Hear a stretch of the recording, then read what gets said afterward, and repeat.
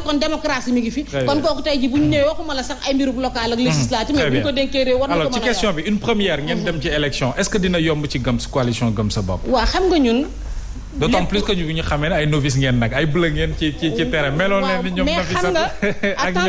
ñoom Bathie wala le président Bougane Gueye Dany c'est un homme privé comme ni ma tàmm di wax. bi nga xamante ni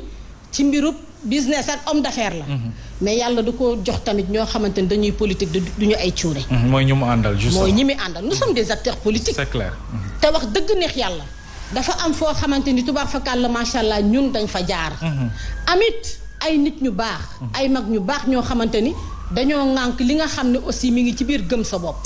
ndax soo jëlee ku ci mel ni tey ay ñoom tonton Kalidor ak ñeneen ñu baax ñi nga xam ne muy équipe bi. nga xamante ni ñoom tamit ñi ngi xool fan la ñuy jubbalee xale yi fan la ñuy jaaree xale ndax xam nañu. ñan lañ ko séqal. xam nañu ñan la ñuy jàkkaarloo. mais comme li président Bougane Gueye di wax rek. lenn moo ko ñor. lenn moo ko saf. lenn moom la gëm muy opposition na gagné. xam nga ki nga xamante ni day fàtte yenn say boppam seetluwul ndax kii wallu la seetluwul ndax kii yeewi la moom li mu gëm mooy. opposition bi ci boppam nañu am force. opposition bi ci boppam nañu am doole. kon encore une fois de plus. ñun waa la grande coalition gëm sa bopp tàllal nañ ñëpp loxo. ndax nag fi ñuy jëm booy dem fenn di séentu naan ndax na yomb ak du yomb bu yeboo nga toog. j'ai l'habitude de le dire. fi ñuy jëm xam nañ ne day metti xam nañ ne du yomb waaye ak suñu philosophie bi nga xam ne ñun moom la ñuy demee. gëm sa bopp bi nga xam ne moom la ñuy demee. jaaykatu gerte caaf bi maçon bi. pêcheur bi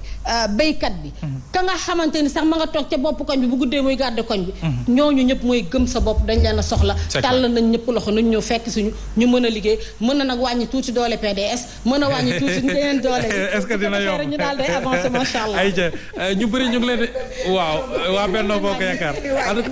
en tout cas opposition bi waaw ñu ñëw ci docteur en tout cas opposition bi sénégalais yëpp vraiment ak émission bu mënti doon télé bu mënti doon ñoom li ñu bëgg mooy gis ab opposition boobu ànd doon benn ngir mën a faire face nag à Benno Bokk Yaakaar parce que Benno Bokk Yaakaar quand même ni ko gars yi di waxee ñoom du ñu ñeexu ñebe kenn donc ñoom taxaw nañu alors docteur yow gars ñi dafa mel ni d'accord ñu ci comme quoi mouvement citoyen am nañu rôle bu mag a mag bi ñu joué entre temps que ne les politiques en quelque sorte dañu échoué alors naka nga jàngatee réaction ak Nafi ak Bathie par rapport ak discours boobu. jërëjëf Mohamed xam nga man defuma un mauvais procès au politique. Franchement. Y a des c'est pas personnel. Y a des hommes politiques yoo xam ne vraiment ñi ngi def seen liggéey. ci askan bi askan bi bu ñu soxlaa ci ñoom la ñuy dem. mais la plupart ñi may wax man c'est par rapport ak gox bi ma dëkk man Thiès laa dëkk. ñi nga xam ne ñoo fa nekk ñu jox leen ay ndomba tànk ñu nekk ay maire. defuñu seen liggéey. parce que man il arrive plusieurs fois ay nit ñëw di ma solliciter wala samay naataango ñoo xam ni presque c'est des maires mën nañu leen wooye ay maires ambulance. ñoom la ñuy solliciter pour des choses yoo xam ne maires yi ñoom ñoo ko war a def. loolu laay wax prérogative la en fait. loolu laay wax noonu te ñooñu nekkuñu ci benn parti politique. ñooñu nag population bi ñoo dem ba ne ñun dañoo bëgg yéen ñii ngeen laaj baatu askan bi ñu jox leen ko population bi ñoom ñoo leen ci obligé comme sama genre gi mais ñooñu c'est pas des gens yoo xam dañuy jóg ni ñun dañoo bëgg a laaj baatu askan population bi ñoom ñoo leen ko imposé parce que bu ñu amee jafe-jafe bu ñu amee ordonnance bu ñu amee ay problème ci koñ bi ci ñooñu la ñuy dem du ñu gis le maire pas plus tard que yàggul man sama koñ sama devant sama siège am na benn garab bu mag bu fa daanu ci ngelaw lu metti loolu 2 jours ñi ngi woo la maire mu tëj portable am ñëwu fa il a fallu waa koñ bi mobiliser wu defar ko pour bouger loo garab yi xam nga loolu dafa metti woon il a fallu man ñu woo ma nekk Dakar fii pour mën a def ay action génne sax sama poche pour ñu mën a dégager fa garab yi donc à quoi joue maire yi daal balaa nga leen di dégg ci problème foncier nga leen di dégg élection nga leen di dégg ba élection man dama jàpp ni bu ñu la falee da nga war a nekk derrière askan bi maanaam askan bi ñoo war a nekk sa kanam nga leen di gis nii ñuy dox bu ñu faqasaloo nga xam ni askan bi dañoo faqasalu bu ñu feebaree nga xam ni dañoo feebaru bu ñu amee jafe-jafe nga xam ko loolu la mooy mais falu ba pare nekk ci kanamu askan bi doo leen gis kañ nga leen di gis rek bu élection jotee nga gestu ne ana askan bi ñu ne ñu ngi nii loolu nag la ñuy bañ loolu la ñu bëgg mu jeex fi ñu toll nii léegi dañoo bëgg askan bi lay fal nga respecté leen jox leen cër te loolu dina changer ah man loolu y aura beaucoup de surprises parce que mode d'élection bi dina changer xam nga léegi yaa ngi wax ni Nafissatou que ni dañu investir benn waaye boo xam ni il est du mouvement si vous êtes obligé yéen parti politique yi di investir koo xam ni gox bi bëgg nañ ko sinon du ngeen gagné. élection locale looloo koy gagné nag. dama ne vous êtes obligé non dama ne yàgg na def non yàgg na bien def loolu sûr. mais bokkul xam nga PDS xam nga bu njëkk parti politique yi dañuy dem élection am conseil municipal président parti bi moo naan fal leen fa kii Non. la preuve non gis naa ko ci parti yu bëri la preuve mooy maire bi ñuy fal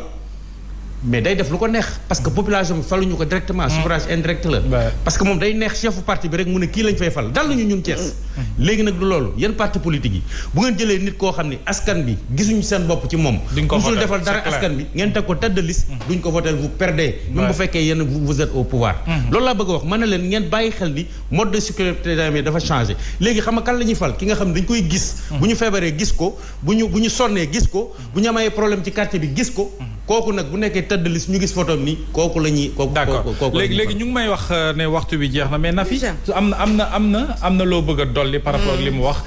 ma yokkal la ci beneen laaj bi nga xam tour de table ngeen baal ma ko waa régie moom la ñuy tëjee muy actualité ñu gis ay violence ñuy nemmeeku ci gox-goxaat yi te xam ne ñu ngi dem élection est-ce que dina doon quand même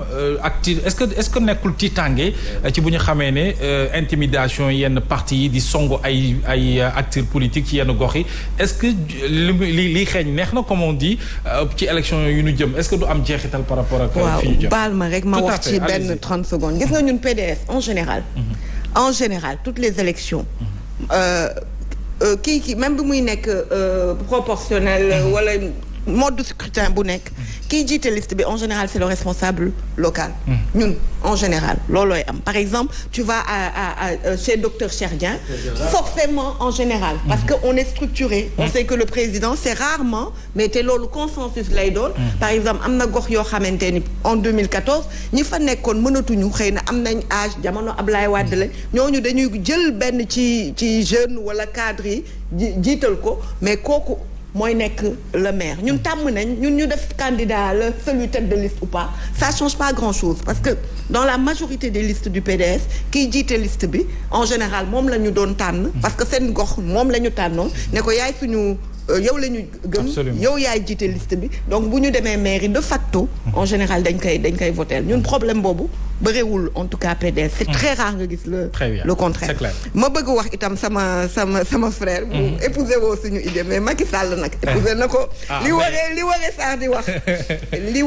di wax il est comptable du PDS ndax moo doon suñu premier ministre moo doon suñu ministre de l'énergie et cetera président assemblée nationale man waa Benno Bokk Yaakaar moom tout le monde doit pouvoir nous jeter la pierre parce que nag yéen leen meññ loolu moom bàcc moom mais dañ leen ko doon efficace bàcc loolu moom nangu ko rek mais ce que je voulais dire également sur ce qu'il a expliqué